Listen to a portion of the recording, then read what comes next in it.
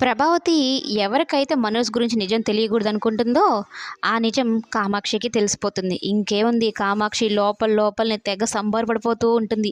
ఇది కదా నాకు కావాల్సింది. ఆక్సిజన్ నాకెక్కడి నుంచో రాదు. ప్రభావతి ఇంట్లోంచే వస్తుంది. ప్రభావతి విషయంలో ఏదో ఒకటి జరిగిందనుకో, ఆ ట్విస్టులతోనే నా కడుపు నిండిపోయి, నాకు కావాల్సినంత ఆక్సిజన్ వచ్చేస్తుంది. నేను ఆరోగ్యంగా ఉంటాను అన్నట్టు అనుకుంటూ ఉంటుంది. అయితే కామాక్షికి నిజం తెలిసిపోయింది కదా! గుడికెళ్దాం అన్నట్టు ఇద్దరు ఎళ్తారు. ఆ గుడిలో అందరి పేర్లు చెప్తుంది. ఒక బాలు, మీనా పేర్లు మాత్రం చెప్పదనమాట. ఎందుకంటే తన కుటుంబ సభ్యులు అన్నట్టు వాళ్ళని ఫీల్ అవ్వదు. ఆ విషయం అయితే మీనా వినేస్తుంది.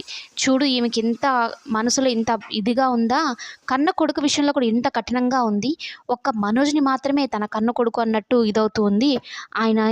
ఆయన మనసు ఇంత బండరాయిలా మారడానికి ఇదే కారణము. దేవుడా కనీసం నన్నైనా అర్థం చేసుకునేలాగా చూడు. ఆ బండరాయిలా మారిన మనసుని నేనైనా మార్చుకుంటాను నా ప్రేమతో.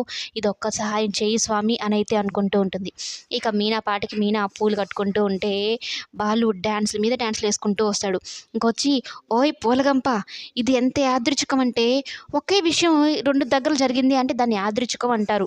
ఇప్పుడు నేను పూల గురించి పాటలు పాడుకుంటూ వచ్చానా, తీరా చూస్తే నువ్వు పూలు కట్టుకుంటూ ఉన్నావని, ఆ మీనా కడుతున్న పూలని స్మెల్ చూస్తూ, మీనా మీదకి ఇసిరేస్తూ, అంటే ఒక పువ్విచ్చి మీనాకి ప్రపోజ్ చేస్తున్నట్టు అనమాట. మీనా కూడా చాలా సంతోషపడుతుంది. అంటే దేవుడి దగ్గర మొక్కుకుంది. బాలు మనసు మారాలి. ఆయన మనసులో ఉన్న బాధ తొలగిపోయి నన్ను అర్థం చేసుకొని నాతో ప్రేమగా ఉండాలి అని అయితే అనుకుంది కదా! సేమ్ టు సేమ్ మీనా ఏమైతే దేవుడికి మొక్కుకుందో అలాగే బాలు ఉంటాడు మీనా పట్ల. మీనా అయితే చాలా సంతోషపడిపోతుంది. బాలు విషయంలో ఇక మురిసిపోతుందంటే నమ్మండి. ఎప్పుడూ ఫ్రెండ్స్‌తో బయట తిరుగుతూ, మందు తాగాలి, తనకున్న బాధలు మర్చిపోవాలనుకున్న బాలు ఇప్పుడు మీనా విషయంలో పూర్తిగా మారిపోయేసరికి మీనాతోనే ఎక్కువ టైం స్పెండ్ చేస్తూ, మీనాతో కబుర్లు చెప్పుకుంటూ, మీనాని ఆట పట్టిస్తూ, ఏడిపిస్తూ సరదాగా అయితే బాలు మీనాతో ఉంటాడు.